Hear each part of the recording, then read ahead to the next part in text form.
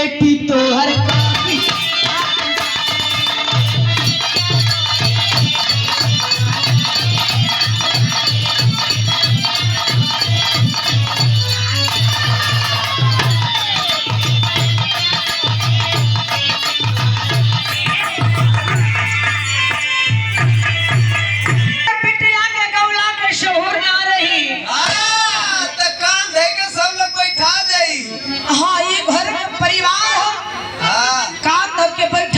कवितवा बैठ जाई, लेकिन ए मई बेइज्जती है कवितवा का ना बेइज्जती तुहार हुई।